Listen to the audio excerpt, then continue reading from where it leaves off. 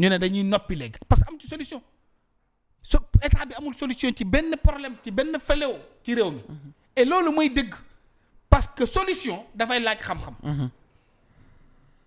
manqué na leen lool 4000 cadres yi nee nañu mes solution dafay laaj générosité d'abord. yërmande bari na ku yor solution ci lii dal nit ñi mais ñàkk yërmande moo tax du ci def dara. solution dafay ànd ak nga xam luy sa wareef ci réew mi je pense que ñi xamuñu lan mooy seen wareef ci réew mi parce qu'il y a de ces manières d'arriver au pouvoir là mais ça ne ment pas.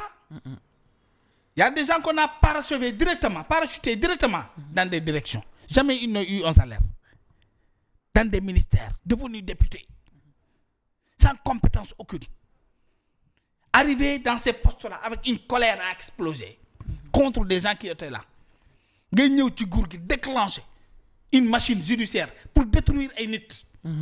Parce qu'il y a la vengeance qui doit être effectuée. Et le temps ne leur permet plus de se réaliser ni de réaliser quelque chose parce que tout simplement ñoom toog naa fi dès le début de leur mandat tu étais là bu ñuy wax. ma ne leen da ngeen di juum de dafa am li ngeen amul te nii leen wuutu yëpp amoon nañ ko yéen amoo leen mandat de 7 ans yéen 5 ans ngeen am mandat. te 5 ans bariwul. 7 ans nag mën nga 2 ans politique 5 ans liggéey yéen temps bi ngeen li war a liggéey lépp da ngeen ko politique ñetti at moo leen dese 2 ans et poussière. 2 ans et ñetti événement ñetti dara. JO année de noces la. année de happiness année de wane sa bopp la. 2027. élection locale. luñ ci man dara. donc année 2026 bi day nekk non seulement une année pré-électorale mais une année de JOJ. 2029 bokkul ci seen mandat. février la passation de service élection présidentielle. début 2029 la. et 2028 ça va préparer les élections. c'est une année mooy année pré-électorale bi. kon lu ñu fiy liggéey mënatuñu ko léegi comme xam nañ ne mënuñu. ñu du mooyu problème yëpp. am kande am plainte pour feuse da koy servir am na benn gel bu ma yóbbal te sax nee na da nga ko bloqué. par erreur parce que moom yow lay àndal. man maa ko bloqué. waaw ne après dinaa la wax kan la nga débloqué ko. d'accord damaa mën a bloqué nee na rek sama jikko rek la wax damaa mën a bu ma gisul ma xam ma bloqué. débloqué na jaa shop. waaw mu ngi depuis Canada wër ma ba ci internet. mais waxal feuse mu débloqué ma. wax na dëgg man ci fan si laa bokk maa ngi koy topp depuis jamonoy wuyaa yooyu. erreur la nee naa ko faatu na débloqué. alors Cheikh Tidiane balaa ñu génn ci chapitre immigration clandestine bi solution on aimerait quand même vraiment ñu xalaat exactement qu'est-ce qu'il faut pour que peut-être ñu mën a remédier à ce phénomène rectifier le discours arrêter les contre-vents. voilà politique bi politisation bi nga xam ne am na yu bari. Arrêter la politique politicienne. S'adresser à visage découvert avec cette jeunesse là. C'est important. wax ndaw ñi dëkk bii maa waxoon ne Macky jaay na pétrole bi du dégg pétrole baa ngi fi. ñooñu koy tànk di ko jaay revenu yi à partir de telle année on commencera à avoir les impacts les retombées. ñu ngi koy jariñ xam nga loolu yomb na. waxal ndaw ñi maa waxoon ne jaay nañu pétrole bi du dégg. pétrole baa ngi fi dama juuma dama doon politique rek. discours de vérité. waxal ndaw ñi.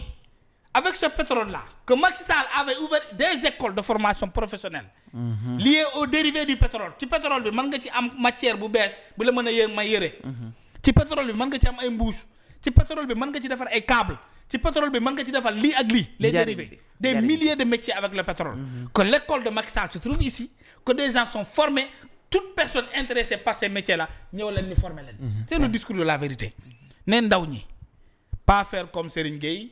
bi wax ne way nous allons installer une usine à Touba à Mbour jàpp moom ñàkk xam-xam jàpp ne way le problème c'est à Mbour parce que Mbour c'est le lieu de départ ces immigrés là y a des Bissau-Guinéens y a des Maliens effectivement y a des des gens de Conakry qui viennent de toutes les régions mais y a les gens de l'intérieur du Sénégal c'est un problème existentiel qui mérite une solution basée sur la vérité surtout des propositions concrètes loolu mooy dëgg.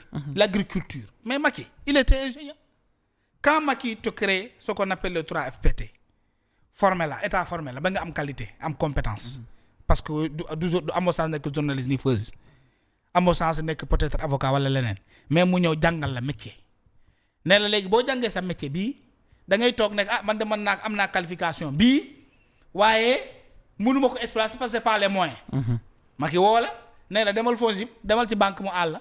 nga dem ci banque bi nee la garantie nga demaat ci Macky nekk aw ma garantie mën naa la demal FONGIP dina la garantiral mooy former la fexe ba nga am pare mais organiser la 3FPT FONGIP ak yeneen ak ñoom DER. lu mel noonu la ñu war a redynamiser xam ne c'était des leviers réels qui permettaient d'occuper la jeunesse sénégalaise mais nga ñëw leviers yooyu yëpp tu as du mal à reconnaître que c'était des leviers excellents pour le développement de ce pays-là. Former les jeunes, leur dire que oui, il y a du pétrole dans notre pays. Ce pétrole-là, c'est pour vous. Parce que Macky, dans son ingéniosité, sans le code minier, dit que toutes les ressources naturelles, désormais, appartiennent au peuple sénégalais, n'appartiennent pas à l'État. Cette appartenance des ressources naturelles au peuple sénégalais doit se retenir par tous les Sénégalais, qu'ils soient de l'intérieur ou de l'extérieur du pays. Loolu mooy les politiques de développement, mettre sur place, ramener les politiques là mooy yooyu nga xam ne Macky Sall termes yooyu nga xam ne ça n'existe plus termes yooyu déggatoo ko. doo ko déggati fenn. ay développement. ay émergence. solidarité équité sociale et territoriale. adduction en eau potable éclairage rural foo ko déggati. termes yooyu nee na mes il faut ramener ces projets. faire dans les villages qui emploient des jeunes. joxaat xale yi espoir. ensuite oser les recruter pas les renvoyer. tu renvoies près de 40 000 personnes. en début de mandat. et depuis que tu as renvoyé ces gens-là tu n'as pas recruté. wala ñi nga recruter mooy say militants alors que tes militants ne font pas les Sénégalais. L'État travaille pour tout le pays, pour tout le monde. Donc il faut cette compétence qui globalise l'action de l'État, du gouvernement pour permettre à chaque Sénégalais de s'épanouir d'abord dans le peu que tu as. Ensuite ñu am fu ñu la yóbbu lu ñu la téyeloo pour que nga xam ne réew mi am na pétrole. Et c'est là pour la première fois dans le monde où j'ai vu un pays qui a du pétrole et du gaz. Pendant que le discours de celui qui détient le pouvoir est un discours qui nous a peur Fatou foo ko mosee dégg. nga yor pétrole ab gaz ki yor nguur gi di leen tuuti du ñu tiital c'est ce que vous avez choisi le président de la République. souffrance ñun dañ leen fal pour ñun ñuy souffrir. souffrir jusqu'à quand. te yow nga yor pétrole ak gaz jusqu'à l'infini rek. yor pétrole ak gaz pétrole dëkk bu ko yor bu ne dëkk boobu day naat day développer. xel yi day dal. La politique elle doit permettre. La politique économique ou de la gestion de ces ressources naturelles-là doit permettre à chaque Sénégalais qu'il soit de l'intérieur du pays mu nekk ci biir ville bi wala mu nekk ci àll bi nga gis retombé wu pétrole boobu noonu parce que pétrole moom la àddina dox soxla. ñépp ko soxla amul kenn ku yor pétrole toog naan jaayuma man nga jël sa paanu ñebbe wala ñam bi wala jaxatu nga dem marché revenir avec des invendus.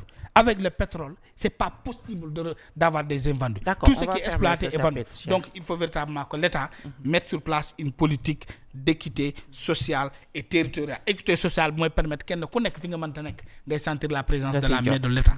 Loolu mooy la vérité qu'il faut. c'est loolu la ñuy xaar ci ñoom buñ ci delluwul nag 2029 soriwul les Sénégalais savent rectifier les erreurs qu'ils ont commises. Alors en parlant de 2029 dañuy wax ci mbirum Ousmane Sonko ak Mame Mbaye Niang procès boo xam ne daanaka nit yi fàtte woon nañ ne vraiment amoon na fi sax mais